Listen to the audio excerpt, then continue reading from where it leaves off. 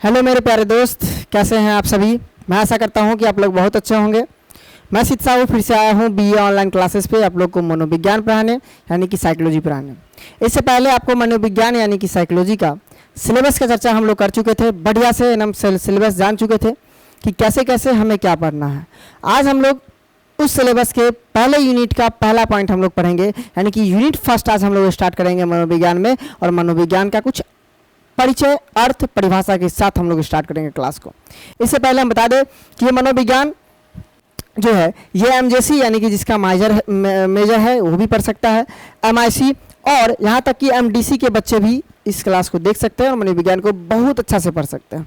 ठीक है, देखिए इसका टॉपिक क्या है। टॉपिक है सामान्य मनोविज्ञान का परिचय। इसीलिए आप चाहे एमजेसी हो, चाहे एमआईसी हो, चाहे एमडीसी हो, आप तीनों छात्र इसको देख सकते हैं, क्योंकि इसका टॉपिक ही है सामान्य मनोविज्ञान का परिचय। कोई बात नहीं, चलिए।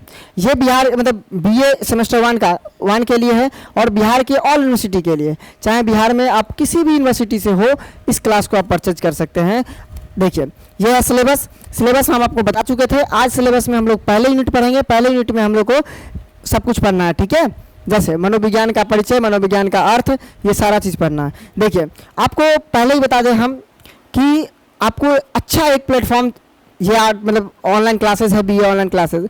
आप चाहते हैं इस पर बहुत अच्छा से हम पूरा सिलेबस ख़त्म करें, बहुत अच्छा से क्लास ले और बहुत अच्छा से एग्जाम दे और हमारा नंबर भी अधिक हो, हमें कुछ समझ में भी आए, तो हमारा पैड कोर्स है। पैड कोर्स ज्वाइन कीजिए। पैड कोर्स का नाम है BA online classes, BA semester 1 यानी कि बीए ऑनलाइन क्लासेस, और ऑल यूनिवर्सिटी के लिए। और मात्र फ़ी 1500 है, और ये ऑफ़र में फ़ी है, क्योंकि आपको पता है कल तक फ़ी 2000 रुपया था। ये ऑफ़र में फ़ी है, ऑफ़र फ़ी बहुत बड़ा ऑफ़र, 500 रुपया का ऑफ़र, यानी कि 1500 रुपया मात्र इसका फ़ी लग रहा है। आपको अगर मतलब क्लास परचेज करना है तो यहाँ से आप कॉल कर सकते हैं 70 61 50 45 52। ठीक है, ये हमारा ऐप का लोगो है, आप लोगो देख सकते हैं। प्ले स्टोर पर जाना है, सर्च करना है बीए ऑनलाइन क्लासेस, ऐप आ जाएगा और ऐप पर आप रजिस्टर कर लीजिए। ठीक है, चलिए अब हम लोग क्लास स्टार्ट करते हैं और आगे बढ़ते हैं एक सामान्य परिचय के साथ। किसके? मनोविज्ञान के। देखिए मैं आपको कुछ बताऊं मनोविज्ञान के बारे में, तो मनोविज्ञान का मतलब अर्थ होता है मन का विज्ञान, यानी कि मन का अध्ययन। किसी भी व्यक्ति या कोई भी आदमी हो, अगर आप उसके मन के बारे में जान रहे हैं, उसके मन के बारे में अध्ययन कर रहे हैं, तो वो क्या कहलाता है? मनोविज्ञान। लेकिन करोड़ों वर्ष पहले, बहुत साल वर्ष पहले जो मनोविज्ञान था, ये स्वतंत्र विषय के मतलब रूप में सामने नहीं, मतलब स्वतंत्र विषय नहीं था। बाद में ये स्वतंत्र विषय बना। और पहले यह कि कौन विषय था? ये पहले दर्शन शास्त्र था, अभी स्वतंत्र विषय है। पहले ये स्वतंत्र विषय नहीं था। कुछ हजार वर्ष पहले देखे तो मनोविज्ञान स्वतंत्र विषय नहीं था, ये दर्शन शास्त्र के मतलब दर्शन शास्त्र के साथ पढ़ाया जाता था, यह पढ़ाया जाता था। लेकिन अब ये क्या स्वतंत्र विषय है? स्वतंत्र विषय कौन लाया है? William Wundt. देखिए यहाँ पर इंग्लिश में लिखा है विलियम वुंट या विलियम वुंट, दोनों में से कुछ भी हो, आप समझ जाइएगा, दोनों में से कुछ भी हो आप देख लीजिए। ठीक है, विलियम वुंट ने 1889 ईस्वी में 1889 में मनोविज्ञान का सबसे पहला केंद्र खोला था। मनोविज्ञान का एक प्रायोगिक केंद्र खोला था, और वो भी कहाँ पर? जर्मनी में। कहाँ पर? जर्मनी में, समझ गए ना। देखिए विलियम वुंट एक दर्शन शास्त्री थे, यह एक शरीर क्रिया वैज्ञानिक है, यानी कि साइकोलॉजिस्ट है, यानी कि कौन सा? शरीर क्रिया वैज्ञानिक है। कौन? William Wundt. और ये कहाँ के रहने वाले हैं? जर्मनी के रहने वाले हैं।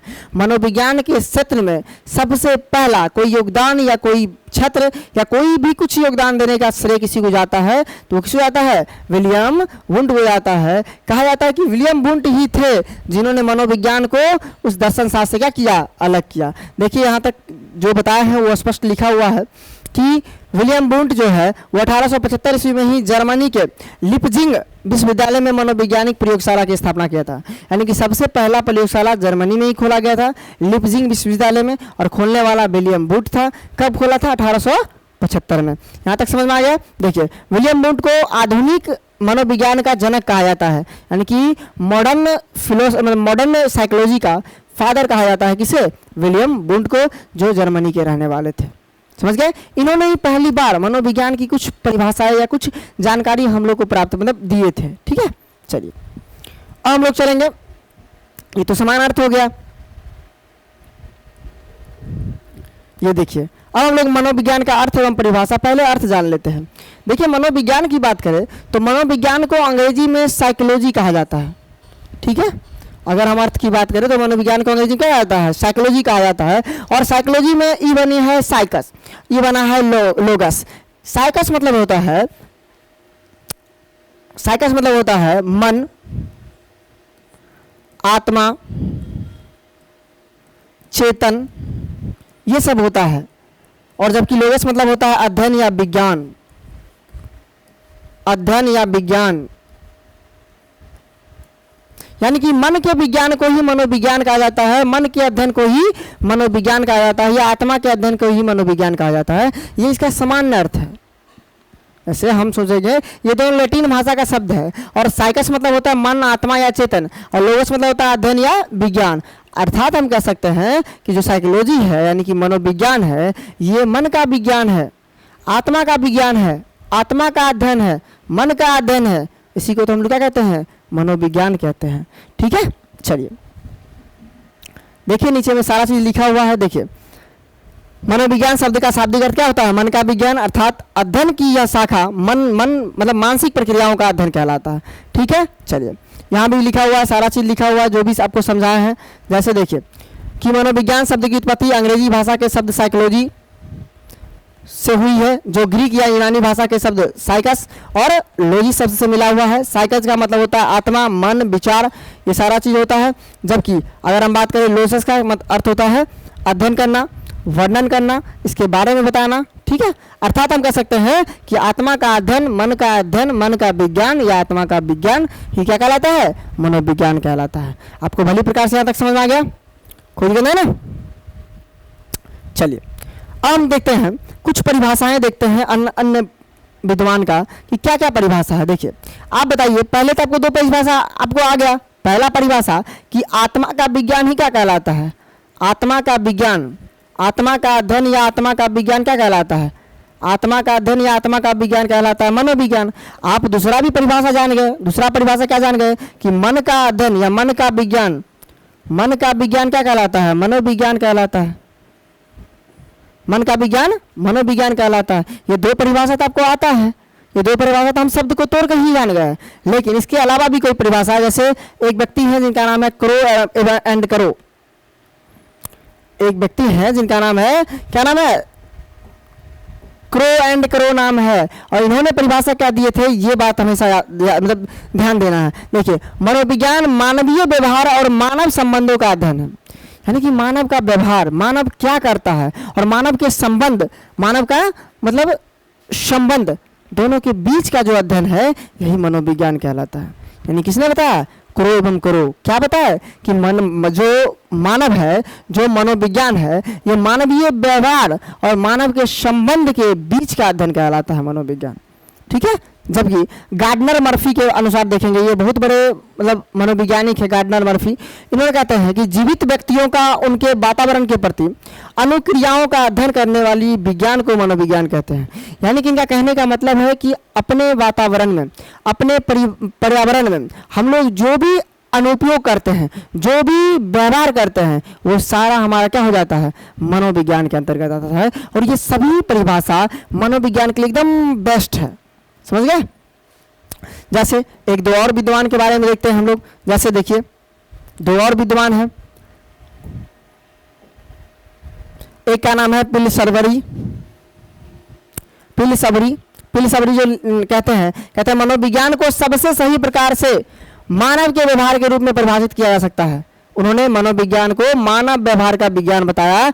देखिए मानव व्यवहार का विज्ञान, क्रो एवं करो बताया कि मानव व्यवहार और मानव के संबंध के बीच का विज्ञान है ये, समझ गए। जबकि अगर हम गैरिसन का बात करें, गैरिसन ये भी बहुत बड़े मनोवैज्ञानिक है। गैरिसन ये बताते हैं कि मनोविज्ञान का संबंध प्रत्यक्ष मानव के व्यवहार से है। यानी कि ये भी बताते हैं कि मानव का संबंध किससे है भाई, मनोविज्ञान का संबंध मानव के व्यवहार से है। कहीं ना कहीं हम अर्थ और परिभाषा में देखेंगे तो ये छुपी हुई बात है कि कहीं ना कहीं हमारा मनोविज्ञान मन से, आत्मा से, व्यवहार से, ये सब से मिला हुआ है। और इसी का तो अध्ययन क्या कहलाता है, मनोविज्ञान कहलाता है, समझ गए। अभी हम लोग जब मनोविज्ञान का कर्मिक विकास पढ़ेंगे तो ये देखेंगे कि मनोविज्ञान पहले मन का विज्ञान कहलाया था। उसके बाद आत्मा का विज्ञान हुआ, उसके बाद चेतन का विकास, मतलब समझे ना, ये सारा विकास मतलब अध्ययन होना स्टार्ट हो गया। ठीक है, चलिए बढ़ता गया, इसका कार्मिक विकास होता गया। देखिए कार्मिक परिवर्तन, देखिए यहाँ से पढ़ना है हम लोग को, और ये अर्थ और परिभाषा की ही एक पार्ट है जिसे आप लोग को समझाने के लिए आए हैं और समझ में आना चाहिए आपको। जैसे देखिए कहता है दर्शन शास्त्र से अलग होने के पश्चात मनोवैज्ञानिक के अर्थ अनेक बार बदलता आ रहा है। मतलब हुआ यह कि पहले जब मनोविज्ञान चल रहा था तो पहले मनोविज्ञान को मन का विज्ञान कहा जा रहा था। लोग समझते थे कि मन का अध्ययन ही क्या कहलाएगा, मनोविज्ञान, क्योंकि मन और आत्मा में बहुत अंतर है। मन आत्मा में यह अंतर है कि कभी कभी कोई काम हम लोग करते हैं तो मन सिर्फ सलाह देता है, वो पॉजिटिव नेगेटिव बात दोनों देता है, लेकिन आत्मा कभी भी बताता है तो सजेशन देता है ये करे या नहीं करे। मिठाई खाएंगे तो मन कहेगा ठीक है खा भी लो, नहीं भी खाओ, लेकिन आत्मा सही बताया कि खाना चाहिए कि नहीं खाना चाहिए, तुम्हारा शरीर कैसा है, तुम्हें वो अच्छा है कि आपके लिए कि नहीं है, ये आत्मा कहता है। समझ गए ना। तो समय समय पर इसका परिभाषा बदलते गया, कभी मन का विज्ञान हुआ, कभी आत्मा का विज्ञान हुआ, कभी व्यवहार का विज्ञान हो गया, ये सब विज्ञान बढ़ता गया, इसी को तो हम लोग मनोविज्ञान कहते हैं। ठीक है, चलिए कह रहा समय के साथ साथ इसकी परिभाषाएं भी बदलती गई, जिसको हम निम्न शीर्षकों के अंतर्गत समझ सकते हैं। और पहला शीर्षक है कि भाई आत्मा का विज्ञान, और इसे हम लोग को समझना है कि कैसे है आत्मा का विज्ञान। मन कई विद्वान ऐसे हैं जो इस बात का सपोर्ट करते हैं कि नहीं, मनोविज्ञान किसका अध्ययन है, आत्मा का। और जिस मनोविज्ञान मतलब जिस मनोवैज्ञानिक में बहुत सारे मनोवैज्ञानिक है, जैसे उन प्लेटो, अरस्तु, डेकार्ट, ये सभी जो हैं ये किसको सपोर्ट करते हैं, ये कहते हैं कि मनोविज्ञान किसका अध्ययन है, आत्मा का अध्ययन है। जब तक हम लोग आत्मा का अध्ययन नहीं करेंगे तब तक मनोविज्ञान का अध्ययन हो ही नहीं सकता है, ऐसा बात ये लोग बताते हैं। जैसे देखिए 16वीं शताब्दी में मनोविज्ञान को आत्मा के विज्ञान के रूप में परिभाषित किया गया था। 16वीं शताब्दी में इसके प्रमुख प्रवर्तकों में प्लेटो, अरस्तु, डेकार्ट आदि दार्शनिक व मनोवैज्ञानिक थे, परंतु 16वीं शताब्दी के अंत तक ये दार्शनिक आत्मा की प्रकृति एवं स्वरूप की सही व्याख्या नहीं कर सके। गैरिट ने मनोविज्ञान को आत्मा का विज्ञान माना, किंतु आत्मा को न तो देखा जा सकता है और न ही इसके आकार की कोई जानकारी प्राप्त हुई। अतः मनोवैज्ञानिकों को द्वारा इन प्रश्न का उत्तर देने में असमर्थक कारण इस परिभाषा का कर दिया गया और स्वीकार कर दिया गया। यानी कि हम अगर बात करें मन का विज्ञान, जो मनोविज्ञान कहलाता है, जो अब भी है आत्मा का विज्ञान, ये आत्मा का विज्ञान तो पहले कई मनोवैज्ञानिक, कई दार्शनिक बोल दिए कि नहीं, मनोवैज्ञानिक जो है आत्मा का विज्ञान है, लेकिन बाद में पता चला उन्हीं लोग को कि भाई आत्मा को तो देख नहीं सकते हैं, आत्मा को न तो परख सकते हैं, न ही आत्मा के बारे में हमें कुछ जानकारी प्राप्त हो रहा है, और न आत्मा पर इसे ढालेंगे तो ये सही हो रहा है। इसीलिए उन्होंने कहा कि ये परिभाषा सही नहीं है, ये आगे चलकर परिभाषा क्या हो गया, बदल गया। किसका, आत्मा का अध्ययन या आत्मा का विज्ञान बदल गया। और आगे क्या हो गया, देखिए आगे हो गया ये मन का विज्ञान। किसका विज्ञान हो गया, ये मन का विज्ञान। यानी कि आत्मा के विज्ञान के बाद अब किसका विज्ञान हुआ है, मन का विज्ञान। देखिए आत्मा के विषय को अस्वीकृत करने के पश्चात 17वीं शताब्दी में मनोवैज्ञानिक को मस्तिष्क या मन के विज्ञान के रूप में परिभाषित किया गया। यानी कि 16वीं शताब्दी में किया गया था आत्मा का विज्ञान के रूप में, जो नहीं चला। कई विद्वान ऐसे थे जो कह के चले गए, लेकिन वो नहीं चला। तब क्या हुआ कि अब वो मन मतलब आत्मा के विज्ञान को अब बदल गया मन के विज्ञान में, और मन के विज्ञान में मानने लगा लोग।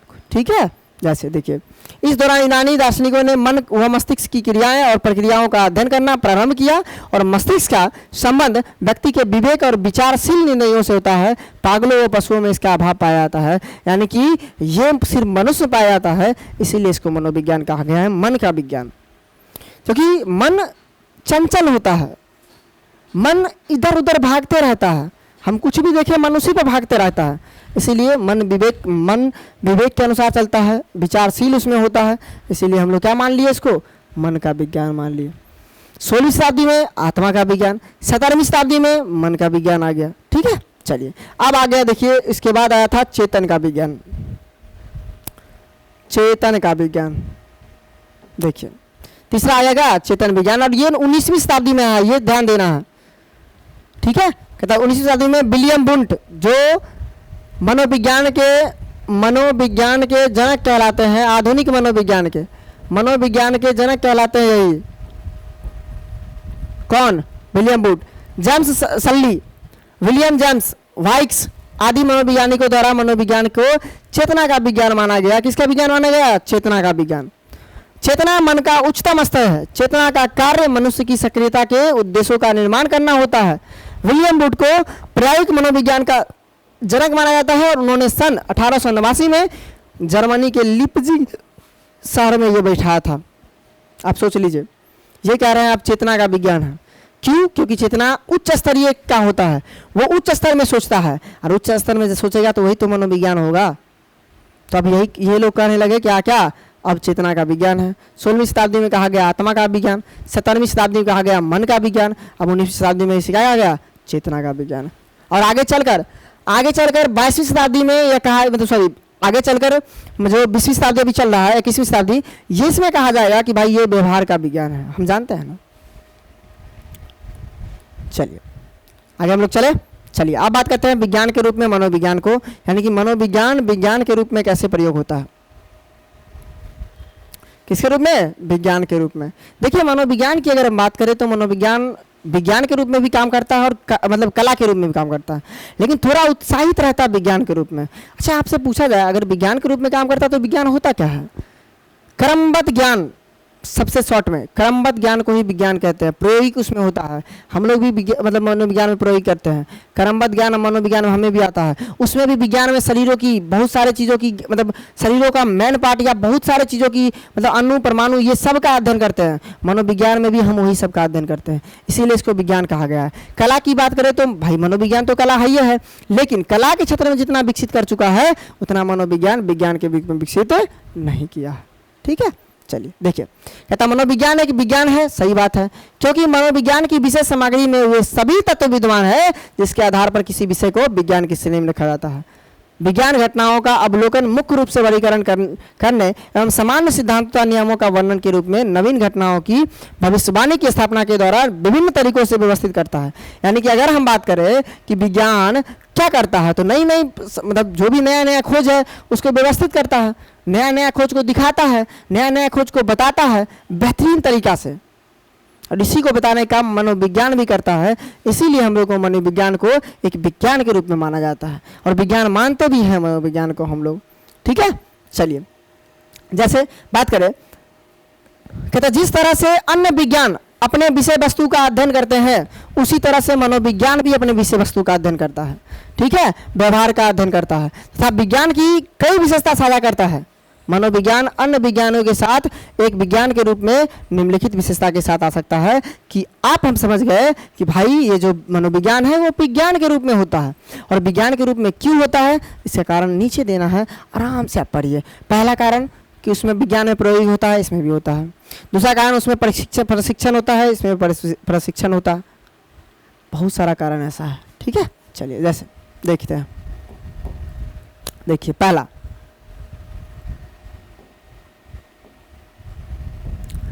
है, कहता विज्ञान के अन्य विषयों की तरह मनोविज्ञान भी तर्क, राय, विश्वास के बजाय प्रयोग एवं परीक्षणों पर निर्भर रहता है। यानी कि जिस प्रकार विज्ञान जो है प्रयोग और परीक्षणों पर वो सिद्ध करता है कि ये सही है या गलत है, वो प्रयोग के माध्यम सिद्ध करता है और वो सही बताता है या गलत बताता है, उसको हम लोग विज्ञान मानते हैं। उसी प्रकार से हमारा क्या होता है, मनोविज्ञान होता है। ये भी प्रयोग करता है, ये भी परीक्षण करता है और तब कहता है हाँ ये सही है कि गलत है, तब ये भी क्या मानता है, मनोविज्ञान को मानता है। इसीलिए तो हम लोग मनोविज्ञान को विज्ञान कह रहे हैं। और ये पहला पॉइंट इतना मस्त आ गया कि आप समझ गए होंगे। कहता है इसमें घटनाओं को समझने में सहायता करने के लिए था, उसमें कुछ अर्थ निकालने के लिए विज्ञान में प्रशिक्षण और प्रयोगों के आंकड़े अनिवार्य है। उसी प्रकार से वैज्ञानिक लोग मर्यादित सिद्धांतों को खोजने का प्रयास करते हैं ताकि लाभकारी आंकड़ों को संक्षिप्त में प्रस्तुत किया जा सके।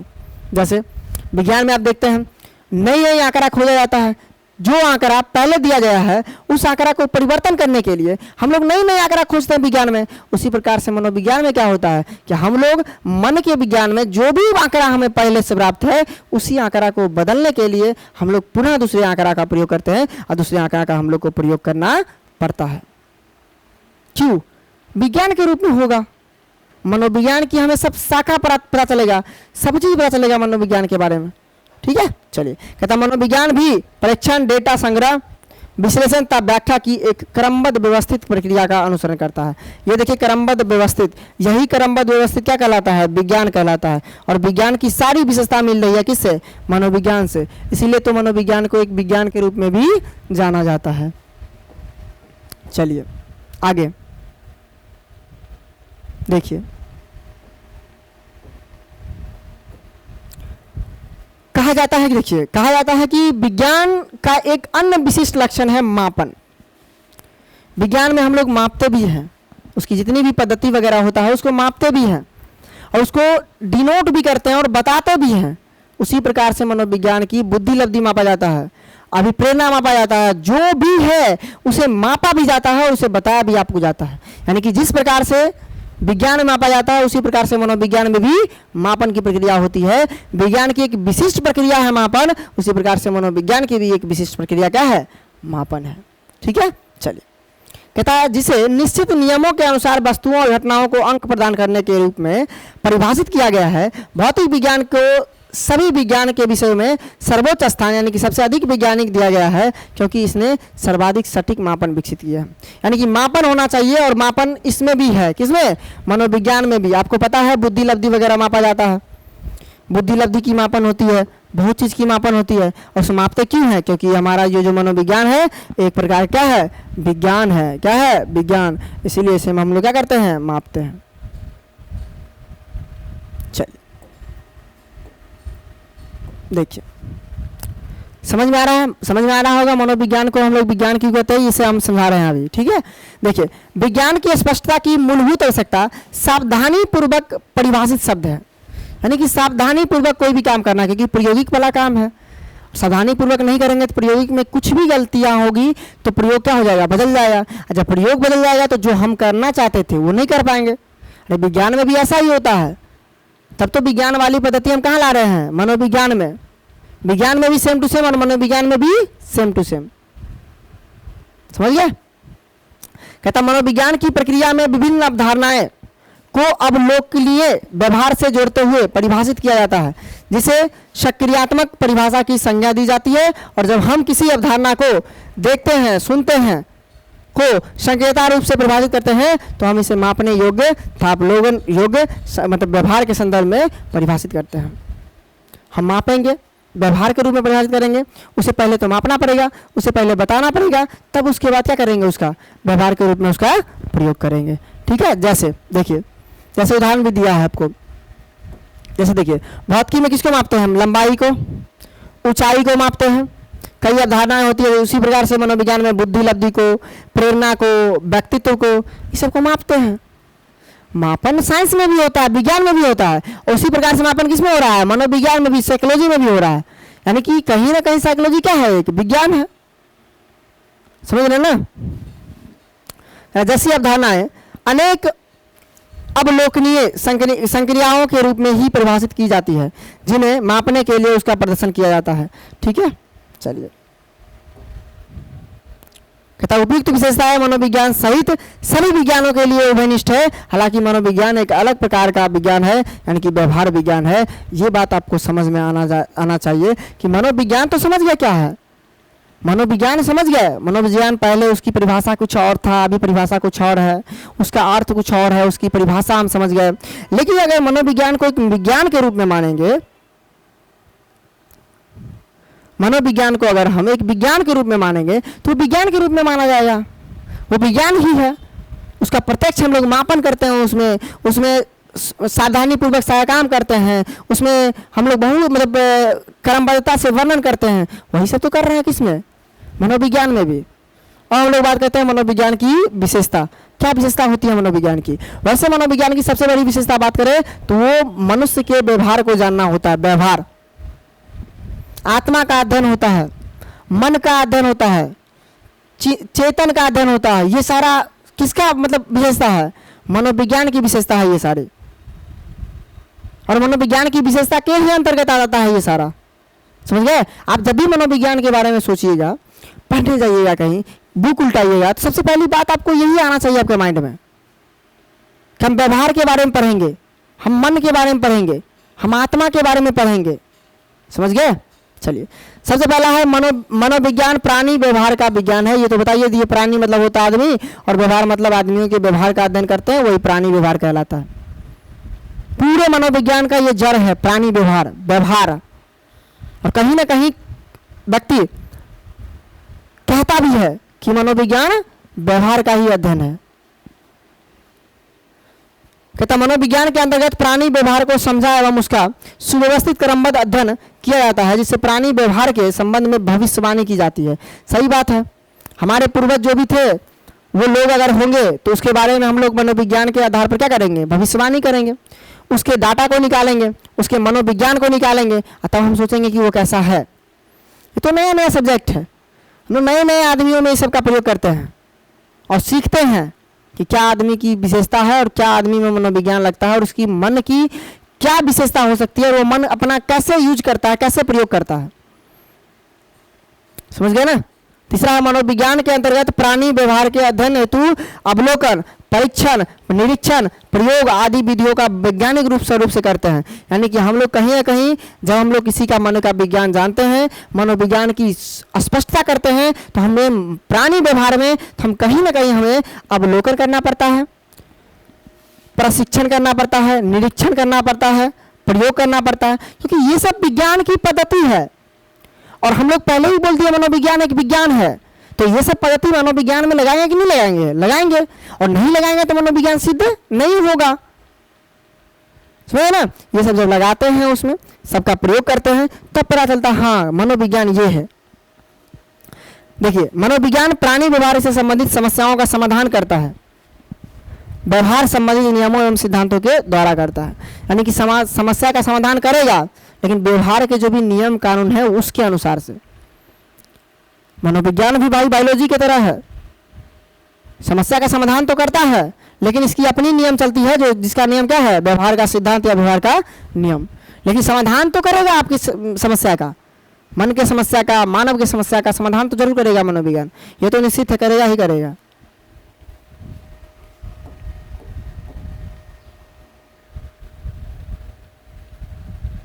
देखिए, कहता मनोविज्ञान एक वस्तुनिष्ठ विज्ञान है, क्योंकि यह व्यवहारिक तथ्यों का क्रमबद्ध एवं सुनियोजित अध्ययन करके सत्य की खोज करता है। जैसे विज्ञान करता है सत्य की खोज, जैसे विज्ञान सभी को सत्य सिद्ध करता है, सत्य का पता लगाता है, झूठ को भगाता है, उसी प्रकार से मनोविज्ञान भी करता है, सत्य का पता लगता है। इसीलिए इसको वस्तुनिष्ठ मतलब विज्ञान कहते हैं, क्योंकि ये व्यवहार, लेकिन ये खोज भी करेगा किसके आधार पर, व्यवहार के आधार पर करेगा, व्यवहार के आधार पर, और व्यवहार के आधार पर ही इसकी खोज होती है, और ये सारा काम व्यवहार के आधार पर ही कर पाता है। ठीक है, चलिए। कहता मनोविज्ञान प्राणी व्यवहार के बाह्य और आंतरिक स्वरूप का क्रमबद्ध अध्ययन है। यानी कि प्राणी जो होते हैं, मनुष्य जो होते हैं, उसकी बाह्य आंतरिक भी और बाह्य भी दोनों का एकदम विवरण देता है और दोनों का पता करता है, और वो खोज के द्वारा, प्रयोग के द्वारा, परीक्षण के द्वारा एकदम सही। इसीलिए तो इसको मतलब मनोविज्ञान कह रहे हैं। इसका इतना वेटेज इसका बढ़ रहा है मनोविज्ञान का, क्यों बढ़ रहा है, क्योंकि सब ऐसा होता है, मनोविज्ञान ऐसे प्रयोग होता है सब मनोविज्ञान का। जैसे मनोविज्ञान व्यवहारिक तत्वों के जन्मजात एवं पर्यावरणीय कारकों का वैज्ञानिक ढंग से अध्ययन होता है। यानी कि हम जन्मजात से लेकर जब तक आदमी जिंदा है, जब तक आदमी जीवित है, तब तक के सभी कारकों को, सब पर्यावरण में रहते हुए सभी का अध्ययन करवाता है, तब उसको मनोविज्ञान कहते हैं। तब वो विज्ञान के रूप में माना जाता है, तब वो सही सिद्ध होता है, तब वो खोज करता है, तब वो परीक्षण करता है और अपने आप को सही करता है। समझ गए। चलिए,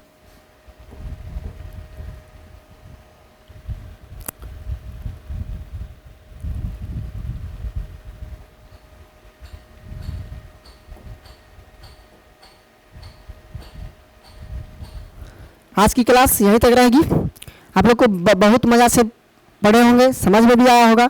आज हम आप लोग को मनोविज्ञान का अर्थ बताए हैं, परिभाषा बताए हैं, कुछ बहुत सारे विशेषता बताए हैं उनकी, और उसका कैसे कर्मिक विकास हुआ था, कैसे पहले आत्मा का विज्ञान कहला रहा था, फिर मन का विज्ञान, फिर चेतना का विज्ञान, फिर अभी व्यवहार का विज्ञान। ये सारा बात आपको समझा दिए हैं, और बिल्कुल हमें मतलब विश्वास है कि आपको सारा चीज़ समझ में आया होगा। सिर्फ आप घर पे जाके एक बार रिवाइज कीजिएगा इसे। ठीक है, मस्त रहिए, एकदम बढ़िया से पढ़िए।